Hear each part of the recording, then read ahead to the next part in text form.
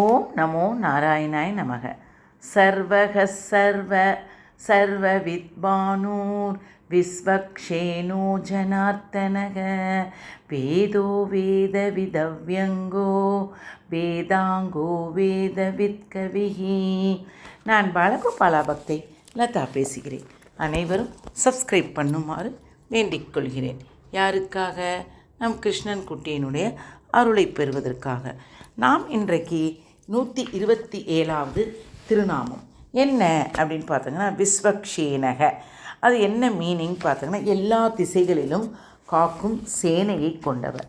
அதோடைய சொல்முறை என்னன்னு பார்த்தீங்கன்னா விஸ்வக்ஷேனாய நமக, விஸ்வக்ஷேனாய நமக என்று நாம் சொல்ல வேண்டும்.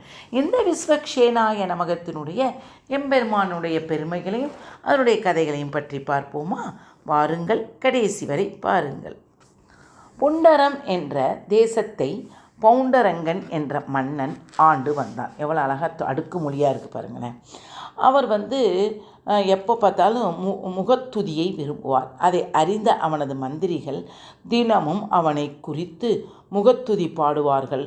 நீதான் கடவுள், நீதான் திருமால், நீதான் வாசுதேவன் என்றெல்லாம் அவர்கள் முகத்துதி பாட அதை அவன் உண்மை என நம்பி பவுண்டரக வாசுதேவன் என தன் பெயரை மாற்றிக்கொண்டான். அதாவது என்னென்னா, முகத்துதினா என்னன்னு கேட்டாங்கன்னா, அவனுடைய பெருமைகள், அவனுடைய முகத்துக்குரிய பெருமைகளை பற்றி பாடிக்கிட்டே இருக்கிறதுனால அவன் எல்லாரும் இப்படி புகழ அவனுக்கு ஒரு பெருமை வந்துடுது. அதனால் அவன் பேரும் பவுண்டரக வாசுதேவன் என்று தன் பெயரையை மாற்றிக்கொண்டான். நான் தான் கடவுள், நானே உண்மையான கிருஷ்ணன் என அறிவித்து கொண்ட அவன் துவாரகை ஆட்சி செய்து வந்த உண்மையான கண்ணனுக்கு சவால் விட்டு ஓலை அனுப்பினான். அவனை எதிர்த்து போர் புரிய வந்தார் கண்ணபிரான்.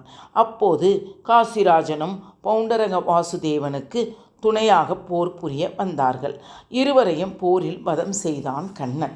தனது தந்தை கண்ணனால் கொல்லப்பட்ட செய்தியை கேள்வியுற்ற காசிராஜனின் மகனான யார் பெற்றான சுதக்ஷிணன் கண்ணனை பழிவாங்க திட்டமிட்டான்.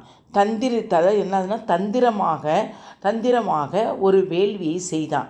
அதாவது என்னென்னா, டைரெக்டாக இது பண்ணாமல் ஒரு வேள்வினா ஒரு யாகத்தை செய்தான். அந்த வேள்வியை தீயிலிருந்து ஒரு பெரிய பிசாசை உண்டாக்கினான். துவாரகை நகரத்தை எரித்து சாம்பலாக்கும்படி அந்த பிசாசுக்கு கட்டளையிட்டான். யார்? இந்த காசிராஜனுடைய மகன்.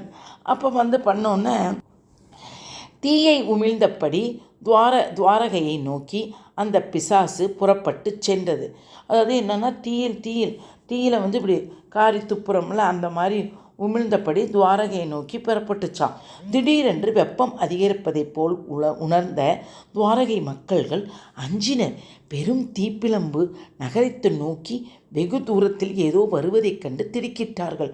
கண்ணனின் இச்செய்தியை தெரிவிப்பதற்காக அவரது அரண்மனையை நோக்கி எல்லோரும் ஓடினார்கள். அப்போது கண்ணன் ருக்மணியோடு சதுரங்கம் விளையாடி கொண்டு இருந்தார். குடிமக்கள் அனைவரும் கண்ணனிடம் ஓடி பெரும் தீப்பிழம்பு ஒன்றை நெருங்கி கக்கிக்கொண்டு நம் நகரியை நோக்கி ஓடி வருகிறது, தாங்கள் தான் காத்தருள வேண்டும் என்று பிரார்த்தித்தார்கள்.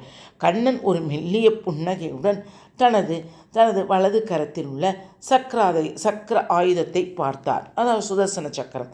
கண்ணனது கட்டளையை புரிந்து கொண்ட அவரது கையில் இருந்த சக்கரத்தாழ்வார் புறப்பட்டார். சுதக்ஷிணன் அனுப்பிய பிசாசை சென்று தாக்கினது எது? அந்த சுதர்சன சக்கரம். அப்போது அந்த சக்கரத்தாழ்வாரினுடைய பொலிவையும் ஒளியையும் கண்டு அஞ்சிய அந்த பிசாசு காசிக்கு திரும்பி தன்னை ஏவிய சுதக்ஷிணையை தாக்கி அழித்து விட்டது. அதாவது எந்த பிசாசு இன்னொருத்தவங்களை தாக்கணும்னு சொல்லி அனுப்புகிறாங்களோ அதை தாக்க முடியலன்னா யார் தாக்க சொன்னாங்களோ அவங்களையே தாக்கிடணுன்றது இது நிறையா 2-3 கதையிலே நான் சொல்லியிருக்கிறேன். ஆனால் சக்கரத்தாழ்வார் அத்தோடு விடவில்லை. தானும் அந்த பிசாசை பின்தொடர்ந்து சென்று காசி நகரத்தை ஒட்டுமொத்தமாக எரித்தார். அவ்வாறு சக்கரத்தாழ்வார் காசி நகரை எரித்தமைக்கு வேதாந்த தேசிங்கன் யாதவா யுதத்தில் அழகான ஒரு காரணம் கூறுகிறார். என்ன அது? யாதனில் அது காசி நகரம் என்பது சிவபெருமானின் சேத்திரம் அல்லவா? சிவபெருமான் சாம்பலை தானே விரும்பி தன் உடலில் திருநீராக பூசிக்கொள்கிறார். மந்திரமாவதும் நீரு என நோய் தீர்க்கும் மருந்தாக அந்த புனித திருநீரு போற்றப்படுகிறது.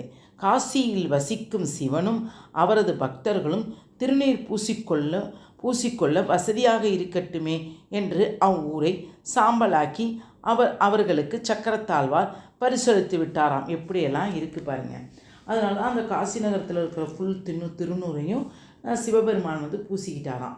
இப்போ இந்த சரித்திரத்தில் சக்கரத்தாழ்வார் தாமே ஒரு சேனையைப் போல செயல்பட்டு துவாரகைக்கு ஆபத்தில் இருந்த ஊரை மக்களையும் காத்தார். இவ்வாறு தன் அடியர்களை அனைத்து திசைகளிலிருந்தும் ஏற்படும் ஆபத்துகளிலிருந்தெல்லாம் காக்கும் விதமாக தன் கையில் ஆயுதப்படையோடு விளங்குவதால் திருமால் விஸ்வக்ஷேனக என்று அழைக்கப்படுகிறார். விஸ்வக்ஷேனக என்றால் அனைத்து திசைகளும் என்று பொருள். சேனக என்றால் சேனையை உடையவன் என்று பொருள். அனைத்து திசைகளிலும் சேனையை உடையவராக திருமாலை விஸ்வக்ஷேனக என்று 127வது திருநாமம் நமக்கு காட்டுகிறது. விஸ்வக்ஷேனாய நமக என்று தினமும் சொல்லி வரும் அன்பர்களின் மேற்கொள்ளும் அனைத்து பயணங்களிலும் திருமால் வழித்துணையாக எப்பொழுதும் காத்து அருள்வார் என்பது இந்த பொருளினுடைய மீனிங், கருத்து.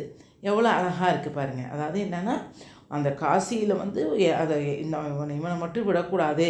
இந்த காசி மன்னருக்கே அந்த அவன் வாழ்ந்தால அந்த மன்னருக்கு, இந்த பாண்டுரங்கன்றவனுக்கு, அந்த புண்டரம் என்ற பவுண்டரவனுக்கு ரொம்ப தற்பெருமை இருந்ததுனால இதே அழித்ததுனால சிவபெருமான் அதை சாம்பலாக பூசிக்கொண்டு மற்றவங்களையும் சாம்பலாக பூச வச்சாராம். இதனால தான் இதுவே இதாக புனிதமாயிடுச்சான்.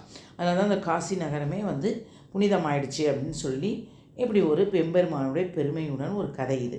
அதனால் பிடித்திருந்தால் லைக் பண்ணவும், ஷேர் பண்ணவும், கமெண்ட் பண்ணவும். வாழ்க வளமுடன். ஹரே கிருஷ்ணா.